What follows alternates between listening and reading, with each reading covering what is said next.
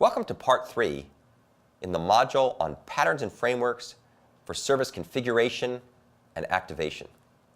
In previous parts of this module, we've described the component configurator pattern and also talked about the ACE Service Configurator framework that implements this pattern in a portable fashion across a wide range of operating system platforms. Now we're going to talk about how we can apply the ACE Service Configurator framework in the context of another path through our JAWS pattern language for web server implementations.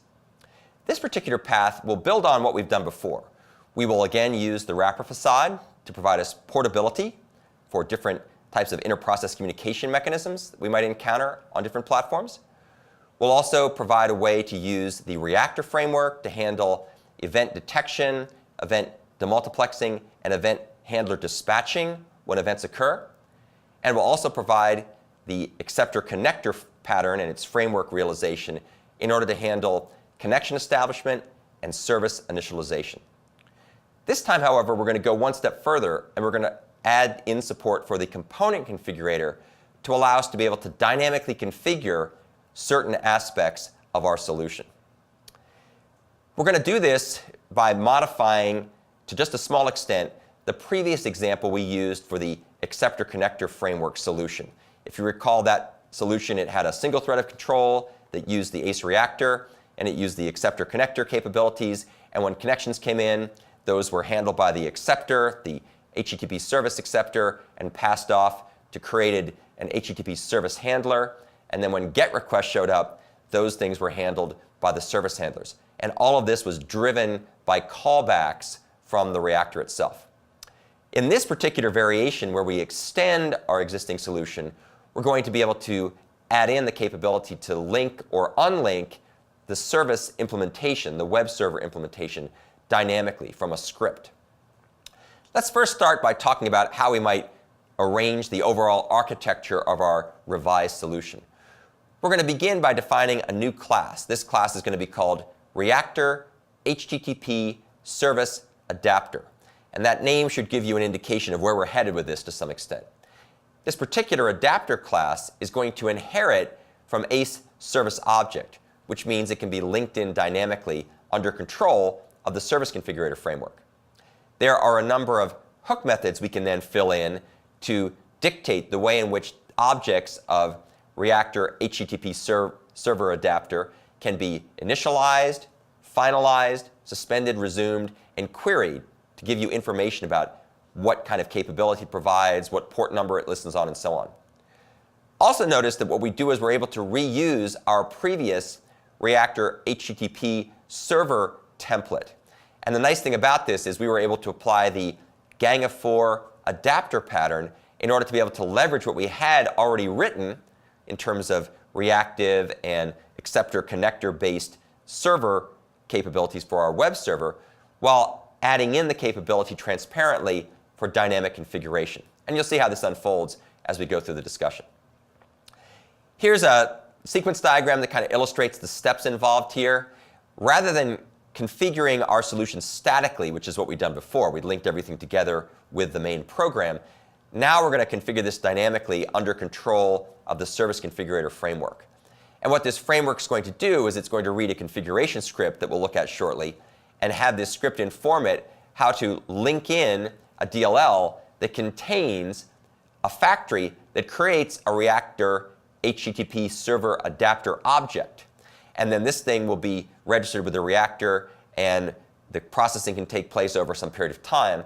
And when we're done with it, we can go ahead and shut down this particular object and have it unlinked and removed from memory altogether if we happen to choose to do that.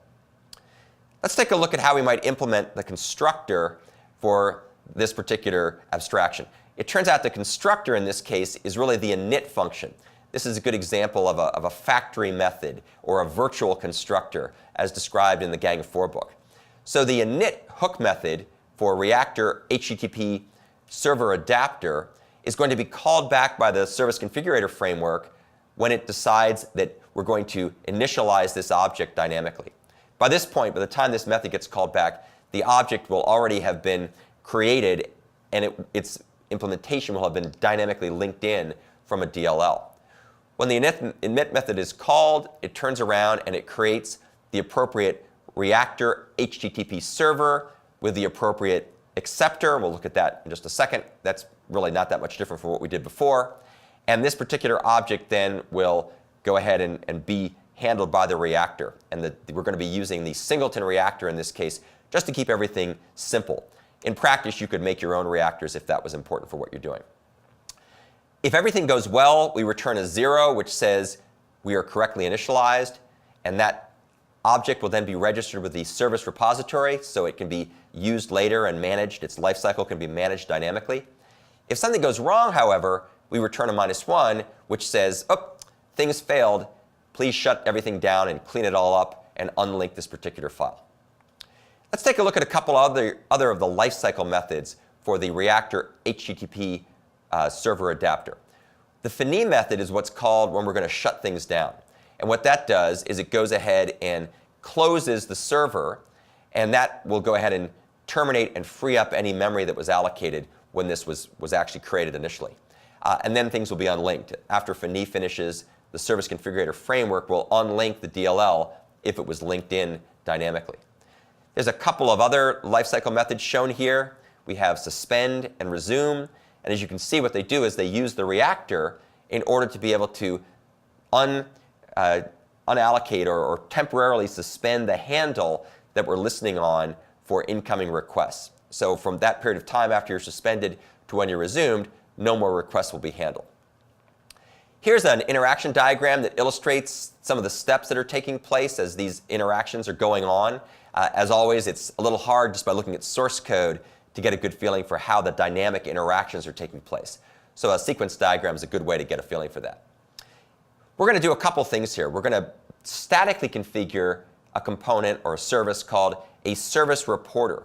And this is a general purpose useful tool that can report out to the outside world or some administrator what services are actually configured at any given point in time into an ACE Service Configurator framework managed server.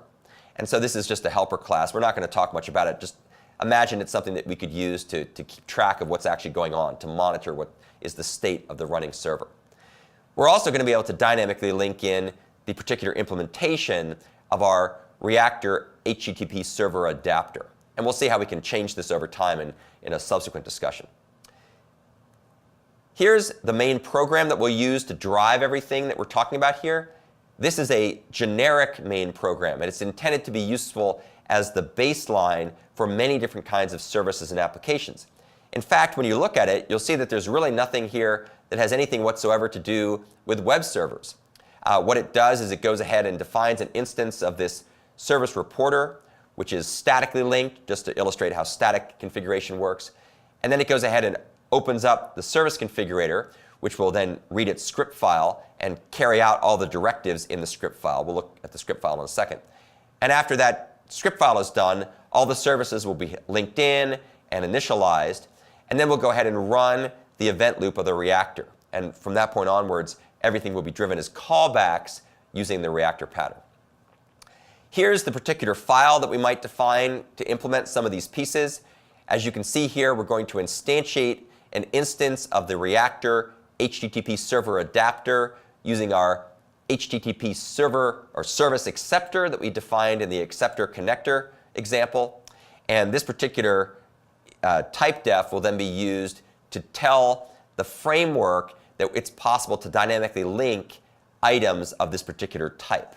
And that is important so that the symbols are exported properly with whatever platform-specific details are needed for symbol export from a DLL or shared object.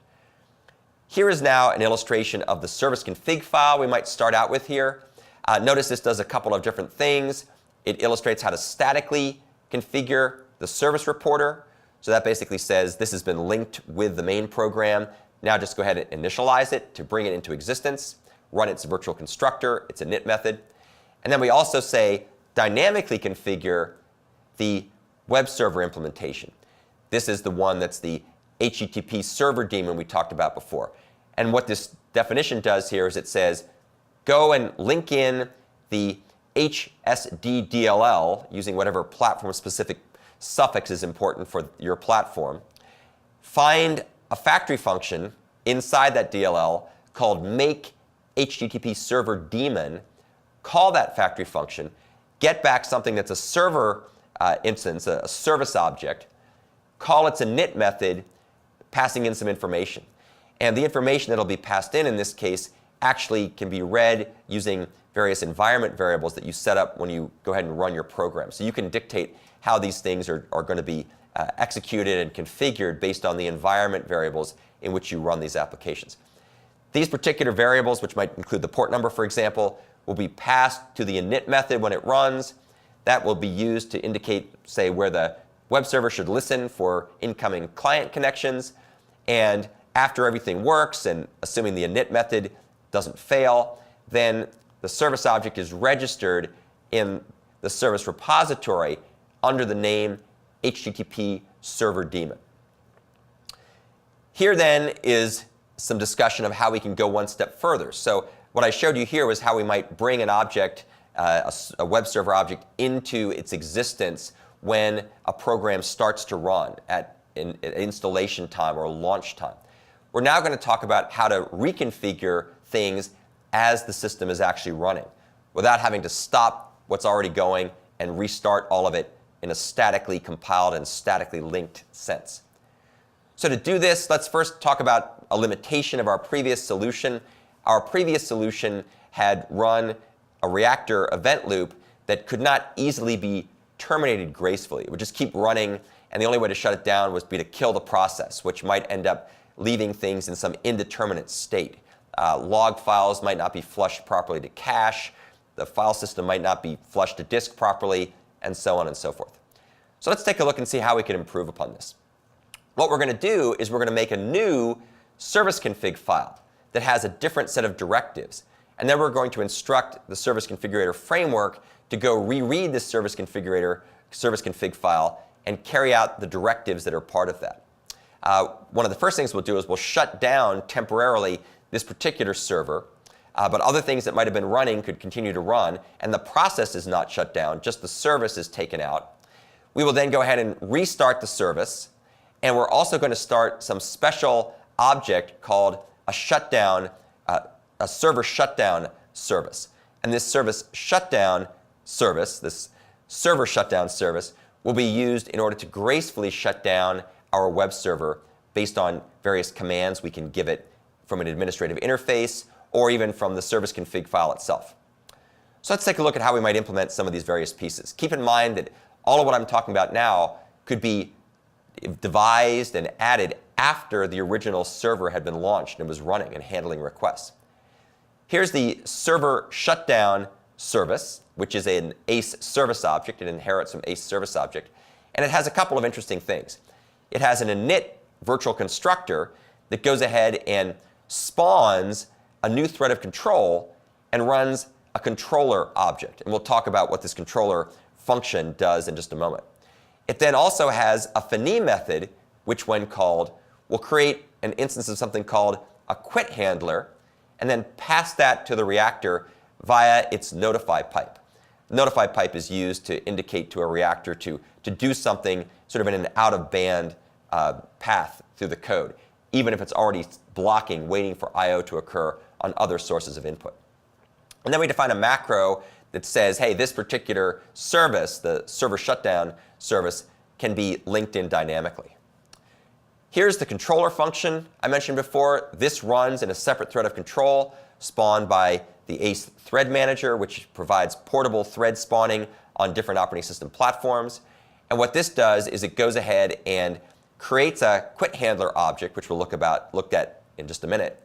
And then it runs a loop waiting for someone to type quit in on the console. And when someone types in quit, it goes ahead and passes that quit handler object to the reactor via its notify pipe. Let's now take a look at how this is going to work.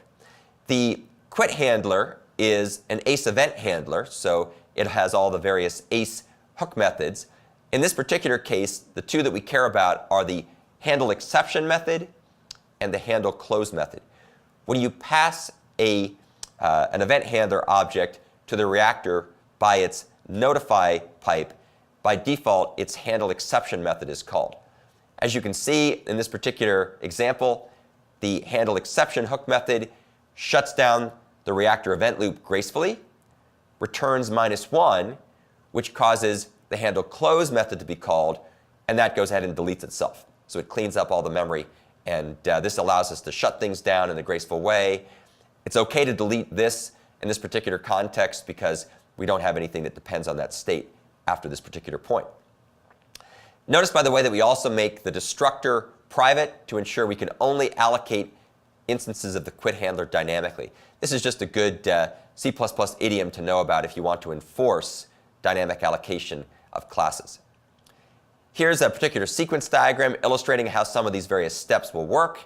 We start out by getting rid of the old implementation, out with the old, and then we bring in the new. We bring back in the server, the HTTP daemon server object, and then we bring in the server shutdown service object.